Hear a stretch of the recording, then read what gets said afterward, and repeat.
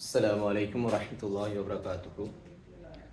நாங்கள் தொடர்ச்சியாக pass paper வினாக்களினுடைய விளக்கங்கள் பார்த்து கொண்டு வரோம். அந்த அடிப்படையில் அழகு 3வது அழகாக இருக்கக்கூடிய சடப்பொருட்களினுடைய இயல்புகள் என்ற அழகில் இருக்கக்கூடிய 2020, 2021, 22, 23, 24ஆம் ஆண்டு வந்திருக்கக்கூடிய வினாக்களும் அதற்கான விளக்கங்களையும் பார்க்க போகிறோம். வளமையாக சொல்கிற மாதிரி தான் வினாக்களை சென்ன உடனே நீங்கள் சுயமாக செஞ்சு பார்த்து அதுக்கு பின்னால் திருத்தி கொள்ளுங்கள். தயவுசெய்து நான் சொல்கிறத மட்டுமே உள்வாங்கி கொள்றதால அவ்வளோ பெரிய பயணம் உங்களுக்கு கிடைக்கப்படுறதில்லை. முதலாவது நீங்கள் செய்யணும், அதுக்கு பிறகு செல்கிற விஷயத்தை உள்வாங்கி கொள்றதால தான் முழு பயனையும் நீங்கள் அடைஞ்சு கொள்ள இயலும் என்றதையும் விளங்கி கொள்ள வேணும். இப்போ முதலாவது 2020ஆம் ஆண்டு வந்திருக்கக்கூடிய வினாக்களை பொறுத்தவரை 2020ஆம் ஆண்டு அழகு 3லிருந்து 2வது வினாப்பட்டிக்குது. 2வது வினாப்பட்டிக்குது மிக சிம்பிளான அடிப்படைகளில் இருந்து வரப்பட்ட வினா. ஒன்றையொன்று அந்த வினாவை பொறுத்தவரையில்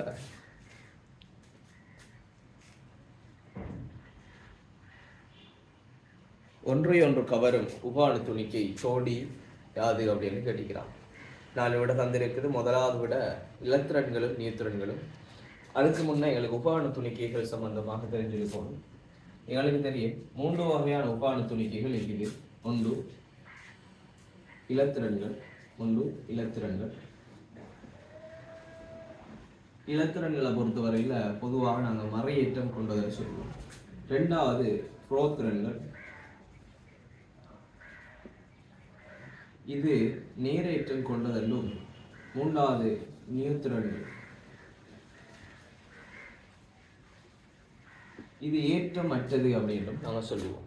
இதில் இந்த புரோத்திரன்களும் நியூத்திரன்களும் கருவில் காணப்படுறதாகவும்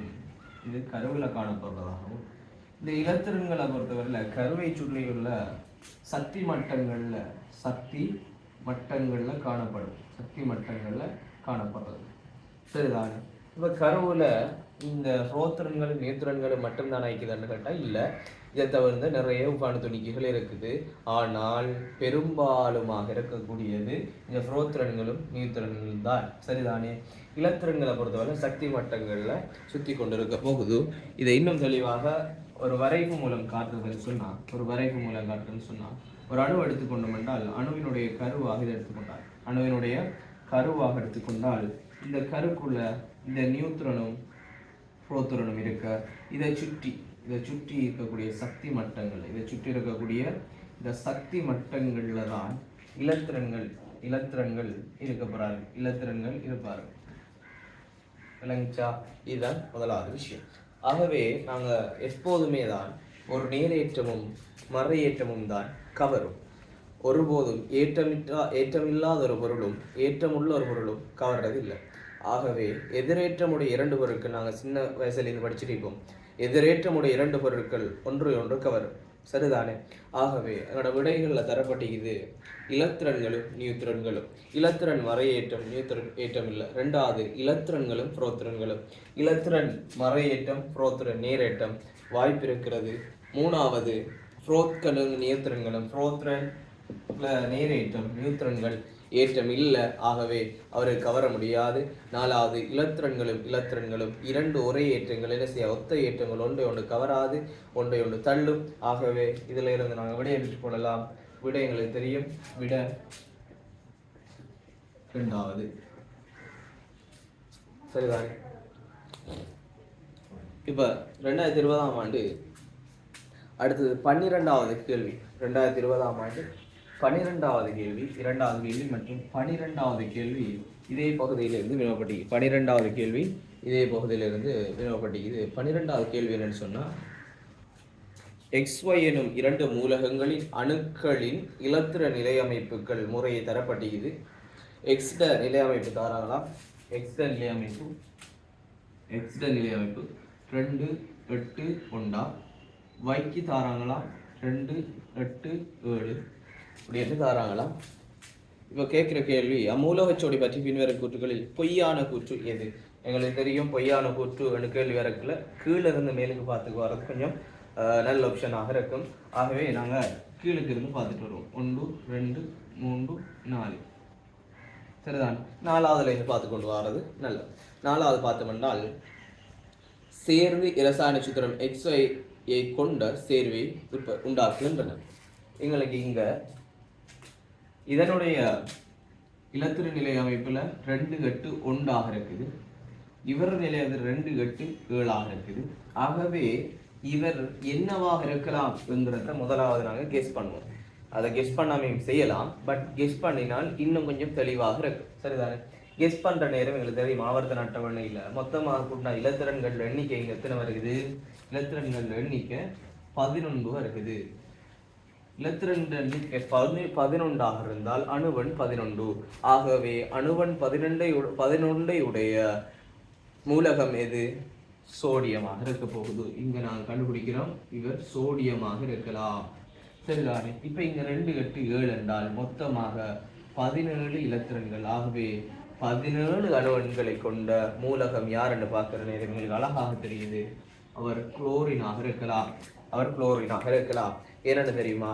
அணுகண்கள் என்னது? குறிப்பிட்ட ஒரு மூலகத்துக்கு மாத்திரம் உடைய தனித்துவமான அம்சம். எனவே வேறொரு மூலகத்துக்கு அதே அணுவன் வர முடியாது. ஆகவே அதனால அதை வச்சு எங்களுக்கு மூலகங்கள் என்ன செய்யலாம்? அடையாளப்படுத்த முடியுமா இருக்குது.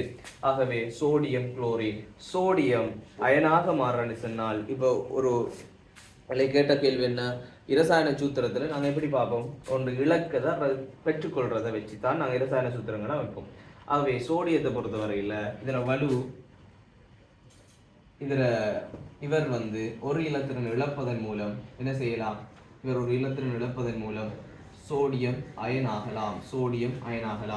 இவர் ஒரு இலத்திரனை பெறுவதன் மூலமாக சோடியம் குளோரின் அயனாகலாம். ஆகவே 2னுடைய வலுவளவும் எத்தனை அப்படின்னு பார்த்தோம்னு சொன்னால், அல்லது நீங்க வலுவளவுகள் தெரிஞ்சு வச்சுப்பீங்க. அழகு 3 படிச்சாக்களுக்கு தெரியும். வலுவளவு சம்பந்தமாக தெளிவாக தெரிஞ்சு வச்சுப்பீங்க.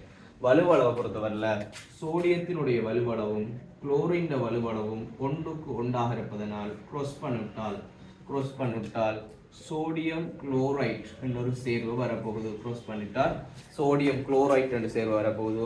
ஆகவே சோடியம் தான் X, குளோரின் தான் Y. ஆகவே XY என்ற சேர்வை உருவாகலாம். ஆகவே 4வது கூற்றங்களுக்கு சரியான கூற்று. 3வது கேட்டு பார்த்துக்கொள்வோம். அயன் பிணைப்புகள் உண்டாக்கி கொண்டு இரசாயன முறையாக சேர்க்கின்றன. இங்க உருவாகிற பிணைப்பு அயன் பிணைப்பு தான். பிணைப்புகள் சம்பந்தமாக படிச்சிருப்பீங்க.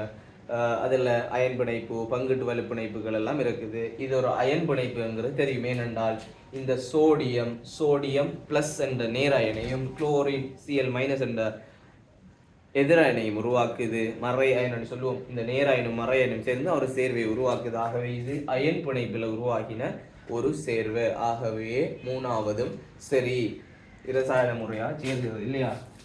சோடியம் குளோரைட் அப்படிங்கிறது ஒரு சேர்வை. இது அயன் பிணைப்பில் உருவானது. அயன் பிணைப்பு சேர்வைன்னா செல்வோம் நாங்க. அயன் பிணைப்பில் உருவானது. 2வது கூட்ட பார்க்கிற நேரம் ஆவர்த்தன அட்டவணையில் ஒரே கூட்டத்தில் இருக்கின்றன. ஆவர்த்தன அட்டவணையில் எங்களுக்கு தெரியும். ஆவர்த்தன அட்டவணை சம்பந்தமாக தெளிவாக எங்களுக்கு தெரிஞ்சிருக்கும். ஆவர்த்தன அட்டவணை பார்த்தேன்னு சொன்னால் கூட்டங்கள் இடமிருந்து வலமாக ஆவர்த்தனங்கள் போய்கொண்டிருக்கும். ஆவர்த்தனம் சொல்லுவோம். அதே போல் ஆவர்த்தனம் சொல்லுவோம். மேலிருந்து கீழாக கூட்டம் என்று சொல்லுவோம்.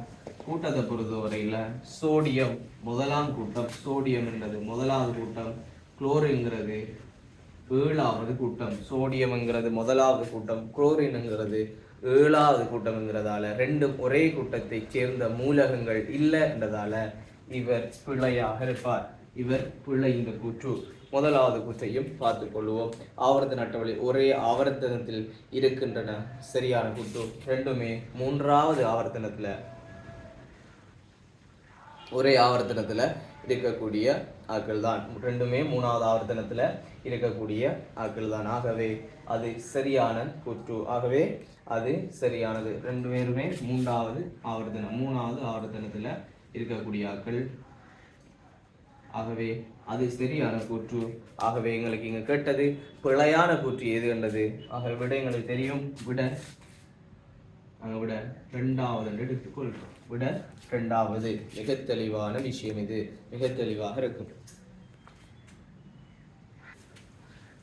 அடுத்த கேள்வின்னு சொல்லி பார்த்துக்கொண்டால் 14வது கேள்வி. 14வது கேள்வியும் அலகு 3லிருந்து வினவப்பட்டிருக்குது. என்னென்றால் அயனாக்கல் சக்தி சம்பந்தம், முதலாம் அயனாக்கல் சக்தி சம்பந்தமாக வினவப்பட்டிருக்குது. WXYZ ஆகிய ஆவர்த்தன அட்டவணையில் 20லும் குறைந்த அணுவன்களையுடைய 4 அடுத்துள்ள மூலகங்களாகும். அவற்றின் அணுவனுக்கு எதிரே முதலாம் அயனாக்கல் சக்தி மாறும் விதம் வரைவில் காட்டப்பட்டிருக்கிறது. ஆவர்த்தன அட்டவணையில் Y எந்த கூட்டத்துக்குரிய மூலகமாக இருக்க முடியும் என்றுதான் அங்கே இருக்கக்கூடியதுன்னா, நாங்கள் முதலாவது வரைப்பு வரைந்துள்ளோம். இப்படியான ஒரு வரைப்புல இதுல அயனாக்கல் சக்தி,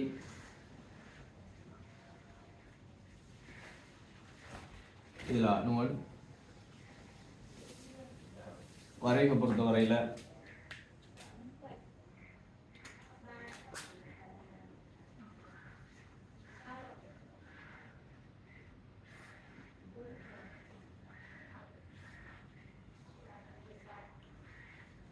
இப்படியாக வரைபாடு. இது W, இது X, இது Y, இது Z. இப்போ கேள்வி என்ன சொன்னால், இந்த Y இது எந்த கூட்டத்துக்குரிய மூலகமாக இருக்கலாம் என்ற கேள்வி. எங்களுக்கு தெரியும், எப்பவுமே அயனாக்கல் சக்தியில் நாங்கள் படிச்சிருக்கிறோம். அயனாக்கல் சக்தி சம்பந்தமாக தெளிவில்லாதாக்கள், அயனாக்கல் சக்தி சம்பந்தமாக தெளிவில்லாதாக்கள் வீடியோ இது முன்னுக்கு அதை பார்த்து கொள்ளுங்க, பார்த்து தெளிவடைஞ்சு கொள்ளுங்க இன்ஷா அல்லாஹ். சரிதானே? இப்போ அயனாக்கல் சக்தியில் பொறுத்தவரையில் ஆக கூடின அயனாக்கல் சக்தி ஆவர்த்தன அட்டவணை எடுத்துக்கொண்டால் 8ஆம் கூட்ட மூலகங்களுக்கு இருக்கும். ஆக கூடிய அயனாக்கல் சக்தி 8ஆம் கூட்ட மூலகங்களுக்கு இருக்கும். ஏனென்றால் அவரிலிருந்து அயனாக்கல் சக்தி என்றால் என்னென்றால் பேசிக்காக உதாரணமாக இப்படி சொல்லலாம். உதாரணமாக சோடியம் என்கிற ஒரு மூலகம் இருக்கு. இந்த சோடியம் மூலகத்தை ஒரு அயனாக மாற்றணும்னா இதுல இருந்து ஒரு இலத்திரனை இல்லாம கொள்ளுந்தாங்க. ஒரு இலத்திரனை இவர சக்தி மட்டத்திலிருந்து வெளியாக்குறது, இவர சக்தி மட்டத்திலிருந்து ஒரு இலத்திரனை வெளியாகும் இல்லையா? இவர் 11 இலத்திரன் இருந்தால், இவர 11 இலத்திரன் இருந்தால் இவர 10 இலத்திரனாக மாற்றினால்தான் என்ன செய்வீங்க? சோடியம் அயன் என்ற ஒரு அயன் கிடைக்க போகுது. சோடியம் அயன் என்ற ஒரு அயன் கிடைக்க போகுது. ஆகவே இவர 11 இலத்திரன்லேருந்து 10 இலத்திரன் ஆக்குறதுக்கு ஒரு இலத்திரன் என்ன செய்யணும்? ஒரு இலத்திரனை குறைக்கணும். அந்த இலத்திரனை குறைக்கிறதுக்கு நாங்க அங்க கொடுக்குற சக்தி தான் முதலாம் அயனாக்கல் சக்தி. ஆகவே தான் இங்க மைனஸ் போட்டு நாங்கள் எழுதுறதுல என்றதால இங்கால பிளஸ் போட்டு இலத்திரனை ஈக்குவல் சமன்பாட்டில் விளைஞ்ச விஷயம். இது சம்பந்தமாக தெளிவான விளக்கம் முன்னுக்கு இருக்குது. வீடியோக்கள் போய் பார்த்து கொள்ளுங்க. சரிதானே? இப்ப அணுவனை பொறுத்தவரையில எழுத்தறியும். அணுவன் பொறுத்தவரையில் ஆவர்த்தனை ரீதியாக அதிகரித்து கொண்டு போகுது, கூட்டங்கள் ரீதியாகவும் வர வர அதிகரித்து கொண்டு போகும். சரி, அயனாக்கல் சக்தியை பொறுத்தவரையில ஆவர்த்தன ரீதியாக 8ஆம் கூட்டத்துக்கு என்ன செய்யுது? மிக கூடுதலான அயனாக்கல் சக்தி இருக்கும். ஆகவே இது 8ஆம் கூட்ட மூலகமாக இருக்கலாம், இது 8ஆம் கூட்ட மூலகமாக இருக்கு. அதே போல ஆக குறைந்த அயனாக்கல் சக்தி, ஆக குறைந்த அயனாக்கல் சக்தி முதலாம் கூட்ட மூலகத்திற்கு முதலாம் கூட்ட மூலகத்துக்கு இருக்கும், முதலாம் கூட்ட மூலகமாக இருக்கும். இப்போ இந்த முதலாம் கூட்டத்துக்கும் 8ஆம் கூட்டத்துக்கும் இடையில தான் இந்த Y என்ற கூட்டங்கள் வரப்போகுது. அப்படி என்று சொன்னால் இது 2ஆம் கூட்டத்திலிருந்து 6ஆம் கூட்டம் வரைக்கும் இருக்கலாம். சரிதானே? அப்படின்னு நாங்கள் பார்க்கணும். வரைவை நாங்கள் எங்களுக்கு தெரிஞ்சிருக்கும். இப்போ 2ஆம் கூட்டத்திலிருந்து ஒரு மூலகத்தை எடுப்போம். 2ஆம் கூட்டத்திலிருந்து ஒரு மூலகத்தை எடுத்தோம்னு சொன்னால் 2ஆம் கூட்டத்தில் என்ன மூலகம் இருக்குது? பெர்லியம் இருக்குது. எடுத்துக்கொள்வோமா? பெர்லியம் அல்லது மக்னீசியம் இப்படியான மூலகங்களை எடுத்துக்கொள்வோம்.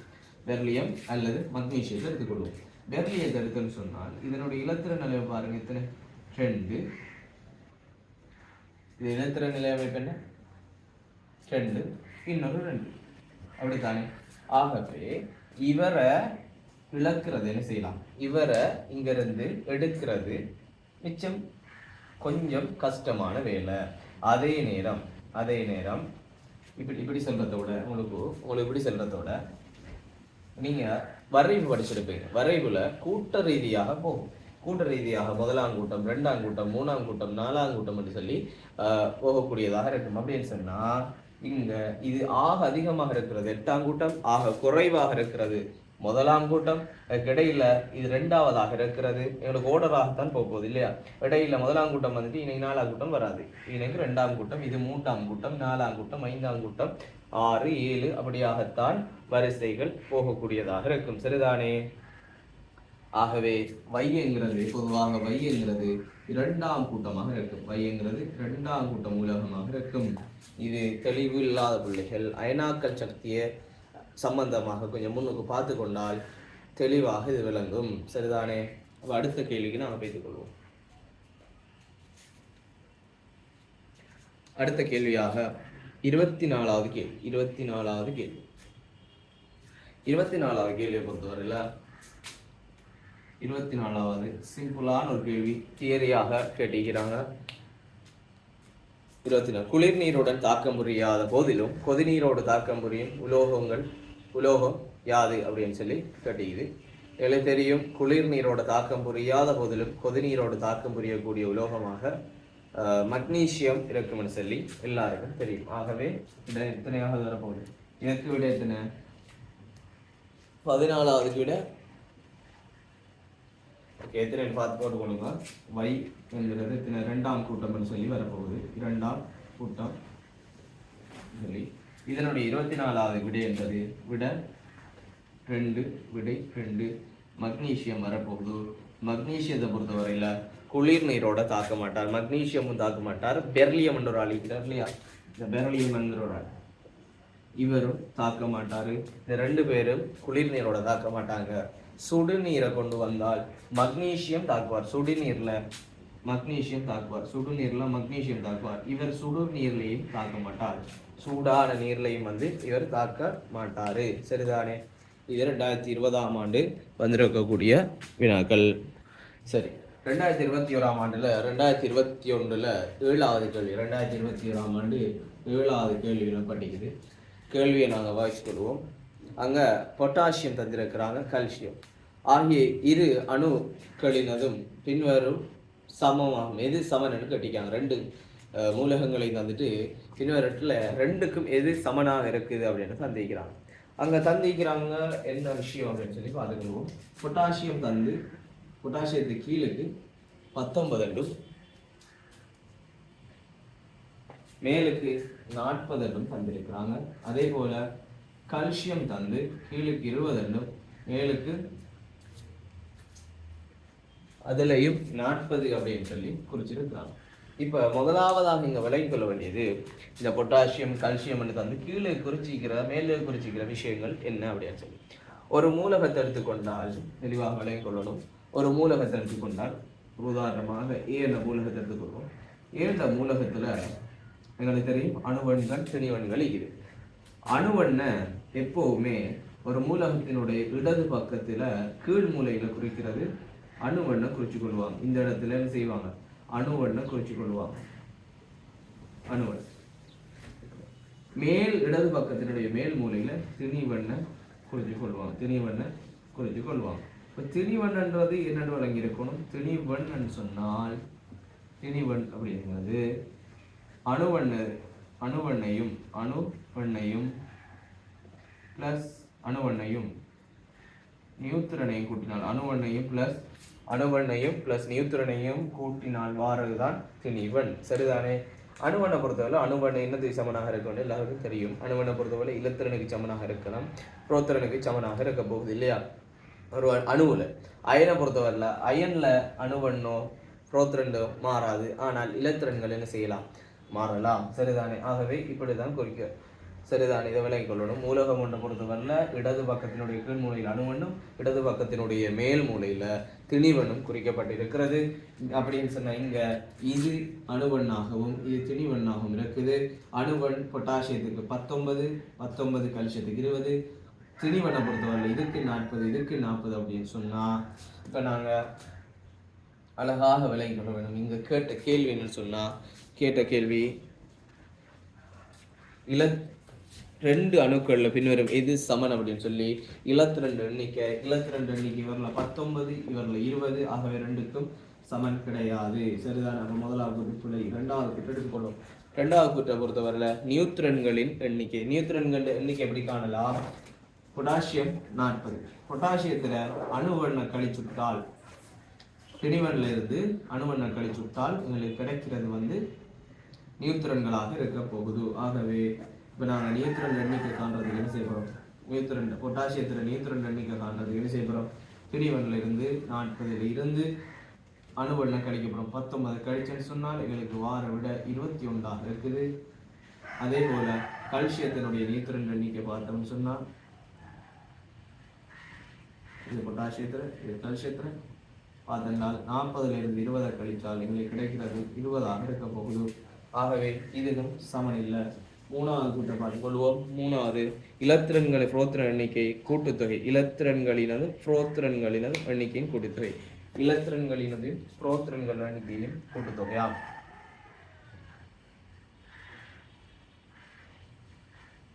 சரிதானே? இப்ப எங்களுக்கு தெரியும் இலத்திரன்களையும் புரோத்திரன்கள் கூட்டுத்தொகை அப்படின்னு சொல்றது. இலத்திரன் புரோத்திரன் ரெண்டரை கூட்டுத்தொகை மீது ஆக வரலாம்.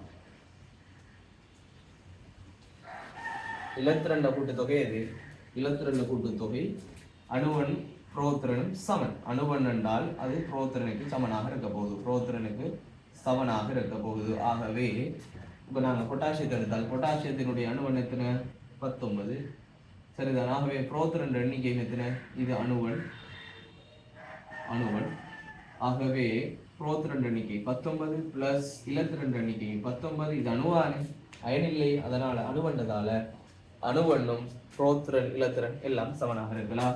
ஆகவே 38 இருக்குது. அதே போல கல்சியத்துக்கு பார்த்தேன்னு சொன்னா இது பொட்டாசியத்துக்கு. கல்சியத்துக்கு பார்த்தீங்கன்னு சொன்னா 20 பிளஸ் 20 இருக்கும், 40 இருக்கும். அது ரெண்டும் சமன் இல்லை. ஆகவே நாலாவது கூற்று தான் சரியாக வாரத்துக்கு வாய்ப்பு இருக்குது. பார்த்துக்கொள்வோம். புரோத்திரண்டதையும் நியூத்திரன் எண்ணிக்கையும் கூட்டுத்தொகை. புரோத்திரன்கள் எண்ணிக்கை எத்தனை? புரோத்திரன் எண்ணிக்கையும் நியூத்திரன் எண்ணிக்கையும் கூட்டுத்தொகை. புரோத்திரன் எண்ணிக்கையும் நியூத்திரன் எண்ணிக்கையும் பொறுத்தவரையில அதுதான் திணிவன். திணிவன் என்கிறது ஒன்று அணுவன் பிளஸ் திணிவனுக்கு 2 சமன்பாடு. அணுவன் பிளஸ் நியூத்திரனாக இருக்கலாம், அல்லது புரோத்திரன் பிளஸ் நியூத்திரனாக இருக்கலாம். இதை பொறுத்தவரையில 2 வர்ற கூட்டுத்தொகையை பாருங்க. பொட்டாசியத்துக்கும் 40 இருக்குது, கல்சியத்துக்கும் 40 இருக்குது. ஆகவே திணிவன் தான் அங்க சமனாக இருக்குது. திணிவன் சமனாக இருக்கிறதால தான் அணுவனும் நியூத்திரன் கூட்டுத்தொகை அல்லது புரோத்திரன் பிளஸ் நியூத்திரன் கூட்டுத்தொகை என்பது சமனாக ரெண்டுக்கும் இருக்கலாம். ஆகவே எங்களை விட எத்தனாவது வரப்போகுது? 7வது விட 4வதாக இருக்குது. 7வது விட 4வதாக இருக்குது. 2022ஆம் ஆண்டு பார்த்தீங்கன்னு சொன்னால் 2022ஆம் ஆண்டு 4வது கேள்வி. 2022ஆம் ஆண்டு 4வது கேள்வி படிக்குது. 4வது கேள்வியை பார்த்தேன்னு சொன்னால் அணுக்கள் தொடர்பாக தரப்பட்டுள்ள சரியான கூட்டை தேர்ந்தெடுக்க சொல்லியிருக்கிறாங்க. முதலாவது கூட்டை நாங்கள் வாசிச்சுக்கொள்வோம். அணுக்கள் சம்பந்தமான கூற்றுக்கள்ல எல்லா மூலக அணுக்களினதும் கருவில் நியூத்திரன்கள் உள்ளன. எல்லா மூலக அணுக்களினதும் கருவில் நியூத்திரன்கள் உள்ளனவா? இப்படியான கூட்டொன்று வருகிற நேரம் நாங்கள் சமதானிகள் சம்பந்தமாக யோசிக்கணும். சமதானிகளில் நம்ம ஹைதரசனுடைய சமதானிகள் படிச்சிருக்கிறோம். ஹைதரசனுடைய சமதானிகளை பொறுத்தவரையில் ஹைதரசனுடைய சமதானியில் இப்படியாக படிச்சிருப்பீங்க. 1, 1க்கு 2, 1க்கு 3 இப்படின்னு குரோதியம், துத்தரியம், திருத்தியம் அப்படின்னு சொல்லி படிச்சிருப்பீங்க. அதில் இவர நியூத்திரன் எண்ணிக்கை எத்தனை? இவர நியூத்திரன் எண்ணிக்கை 0, இவர நியூத்திரன் எண்ணிக்கை 1, இவர நியூத்திரன் எண்ணிக்கை 2 இருக்கும். ஆனால் இங்க எல்லா ஐதரசன்டையும் அணுவன்களின் எண்ணிக்கையோ புரோத்திரன் எண்ணிக்கையோ சமனாகத்தான் இருக்கும். ஆனால் நியூத்திரன் எண்ணிக்கை தான் திணிவன் மாறுபடுறதால நியூத்திரன் எண்ணிக்கை மாறுபடுகிறது. ஆகவே முதலாவது கூட்டு எல்லா மூலக அணுக்களினது கருவில் நியூத்திரன்கள் உள்ளன என்றது பிழை. சில மூலகங்கள்ல கருவில் நியூத்திரன்கள் இல்லாமலும் இருக்கலாம். அதற்கு ஐதரசன் சமதானி ஒரு உதாரணம். இந்த ஐதரசனுடைய இந்த சமதானி உதாரணம். இதுல நியூத்திரன் 0, நியூத்திரன் இல்லை, அதனால் இந்த கூற்று பிழையான கூற்றாகும். சரி, ரெண்டாவது கூற்றை பார்த்துக்கணும்.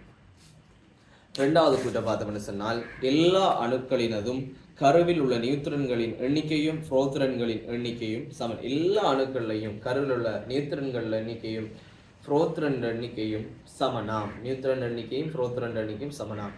அப்படி அல்ல, நியூத்திரன் எண்ணிக்கையும் புரோத்திரன் எண்ணிக்கையும் சமனாக இருக்க வேண்டிய அவசியமே இல்லை. அப்படி என்ன இங்க பாருங்க, இதுல நியூத்திரன் எண்ணிக்கை 1 இருக்குது, அங்க நியூத்திரன் எண்ணிக்கை 2 இருக்குது. ஆனால் இங்க இருக்கிற புரோத்திரன் எண்ணிக்கை 1, இங்க இருக்கிற புரோத்திரன் எண்ணிக்கை 1 தான். ஆகவே சமனாக இருக்க வேண்டிய எந்த அவசியம் இல்லை. ஆகவே இந்த கூற்றும் பிள்ளையான கூற்று. மூணாவது கூற்றை பார்த்துக்கொள்வோம். மூணாவது கூற்று, வெவ்வேறு மூலகங்களில் இரு அணுக்கள் அணுவெண்கள் சமமாக இருக்கலாம். வெவ்வேறு மூலகங்களில் இரு அணுக்களின் அணுவெண்கள் சமனாக இருக்கலாம். அதுக்கு சான்ஸ் இல்லை. அணுக்களினுடைய அணுவெண்கள் என்பது அந்த அணுக்களுக்கு மட்டுமே உரிய தனித்துவமான அம்சமாக இருக்கிறதால ஒரு அணுவினுடைய அணுவன் இன்னொரு அணுவினுடைய அணுவனுக்கு சமனாக ஒருபோதும் இருக்க மாட்டாது. ஆகவே அந்த கூற்றையும் நிராகரிக்கலாம். அந்த கூற்றும் பிள்ளையான கூற்றாகும். நாலாவது கூற்றை பார்த்துக்கொள்வோம். நாலாவது கூற்று, ஒரே மூலகத்தில் வேறுபட்ட திணிவன்கள் உள்ள அணுக்கள் இருக்கலாம், வாய்ப்பு இருக்கிறது. சமதானிகள், அதுதான் சமதானிகள் என்று சொல்றோம். சமதானிகளை பொறுத்தவரையில இன்னும் ஒரே மூலகத்துல ஒரே வகையான மூலகம், ஆனால் திணிவன்கள் என்ன செய்யுது வேறுபடுகிறது. இதுல திணிவன் எத்தனை ஒன்றாக இருக்குது, இதுல திணிவன் 2, இதுல திணிவன் 3 வேறுபடலாம். சமதானிகளுக்கு இடையில திணிவன் வேறுபடுறதுதான் சமதானி. அதாவது அங்க நியூத்திரன்கள் என்ன செய்யுது, கருவிலைக்கு நியூத்திரன்கள் எண்ணிக்கை வேறுபடுகிறது. இல்லாமலும் இருக்கலாம், சிலதில் அதிகமாகவும் இருக்கலாம். நியூத்திரன் எண்ணிக்கை வேறுபடுறதால திணிவன்ல மாற்றம் ஏற்படக்கூடிய வாய்ப்பு இருக்குது. ஆகவே விடையை பார்த்தேன்னு சொன்னால் உங்களுக்கு தெரியும், விட 4ஆவதாக இருக்க போகுது. என்னுடைய விட 4ஆவதாக இருக்குது. அடுத்த கேள்வி 6வது கேள்வியும் இது சம்பந்தமாக ஒரு கேள்விதான். 6வது கேள்வியும் எங்களோட 3வது அலகினுடைய கேள்வியாக இருக்குது.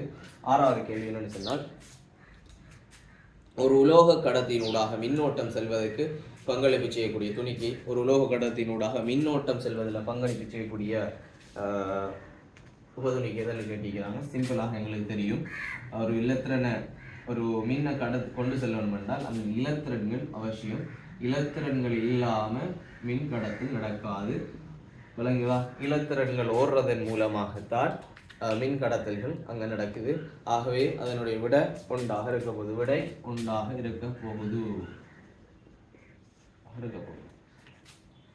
அடுத்ததாக 15வது கேள்வி. 15வது கேள்வியும் 2022ஆம் ஆண்டு இந்த அலகிலிருந்து எங்களுக்கு வந்திருக்கக்கூடியதாக இருக்குது. 15ல் ஒரு குறித்த மூலகம் பற்றிய சில தகவல்களுக்கு தந்து அதில் இருந்து தேர்ந்தெடுக்க சொல்கிறாங்க. அங்கே தந்திருக்கக்கூடிய முதலாவது கூற்று, அது புவி நோட்டில் உள்ள மூலகங்களின் மிகுதியின் வரிசையில் 2ஆம் இடத்தில் இருக்கிறதா? 2ஆம் இடத்தில் இருக்கக்கூடிய ஒரு மூலகமாம். அதிக அளவில் இருக்கக்கூடியது 2ஆவது மட்டத்தில் இவர் இருக்கிறாராம். 2வது கூட்டம் பார்த்துக்கொள்ளும், அது குறைகடத்தி இயல்புகளை கொண்டிருக்கிறது. குறைகடத்தி அப்படின்னு சொன்னால் எங்களை தெளிவாக விளங்கிக் கொள்ளணும். அவர் ஒரு உலோகப்போலியாக இருக்கலாம்.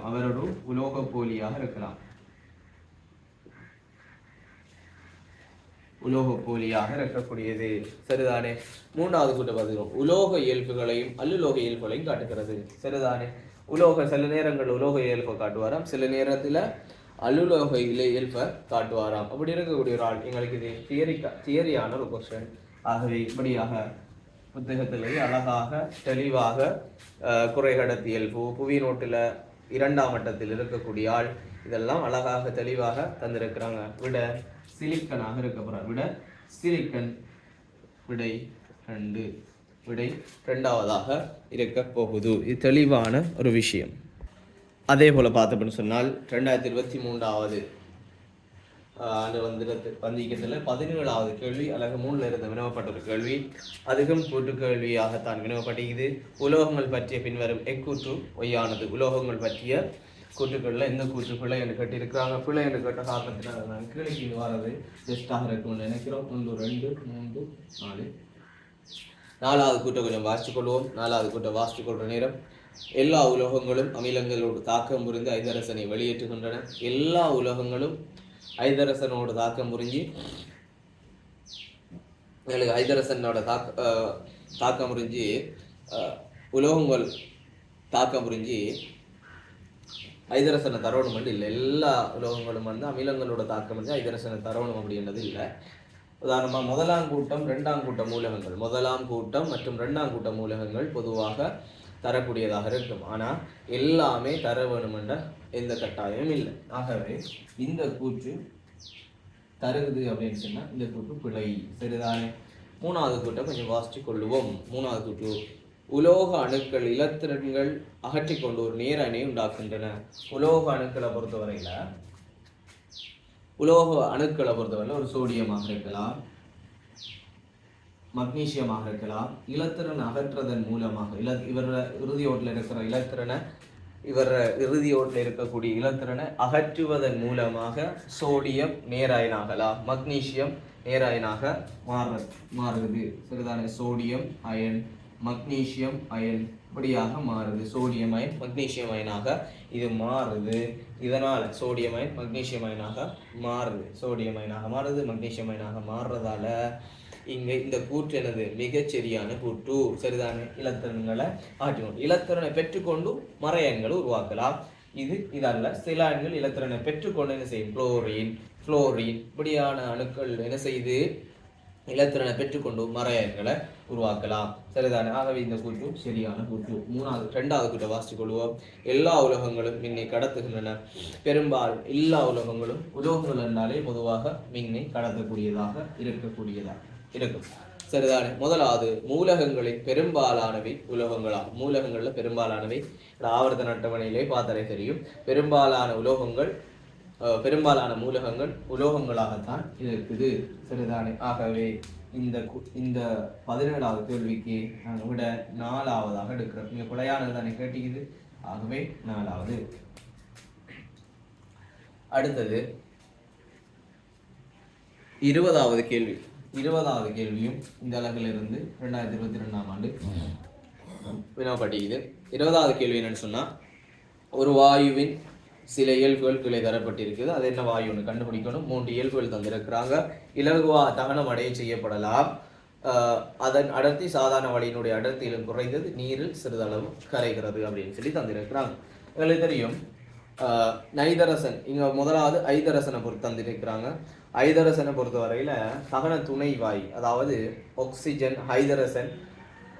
ஆக்சிஜன் இல்லாத தீ பற்றாது. ஆக்சிஜனோட ஹைதரசன் சேர்ந்து நல்லா பற்றக்கூடிய நிலை தான் ஏற்படும். சரிதானே? உதாரணமாக எங்களோட பெட்ரோல், டீசல் இதுகளில் எல்லாம் ஹைதரசன் தான் அதிக அளவில் இருக்கக்கூடியதாக இருக்குது. சரி. ஆகவே முதலாவது பார்த்தோம்னு சொன்னால் ஐதரசனை பொறுத்தவரையில் ஒரு தகனத்துக்கு துணை வாயு. ஆகவே முதலாவது அவன் சொன்ன முதலாவது கூற்று இலகுவாக தகனம் அடை செய்யப்படலாம். எஸ். வளியின் அடர்த்தியில குறைவாக இருக்கும். வளியில் இருக்கக்கூடிய அடர்த்தியோட குறைவானு கேட்டால் எஸ், அதுவும் சரி. 3வது பார்த்தீங்கன்னு சொன்னால் நீரினுடைய நீர்லையும் சிறிதளவில் கரையக்கூடியதாக இருக்க போகுது. சரிதானே? 2வது அவங்க தந்திருக்கிறாங்க நைதரசனை பொறுத்தவரையில தகன துணை இலிவாயு. நைதரசன் பத்தாது, நைதரசன் தீப்பத்தாது. எனவே தகன துணை இலிவாயு அப்படின்னு சொல்லுவோம். நைதரசனை பொறுத்தவரையில தகன துணையிலி வாயு அப்படின்னு சொல்றோம். சரிதானே? ஆகவே அவர் முதலாவது கூற்றுக்கு முரண்படுறாரு.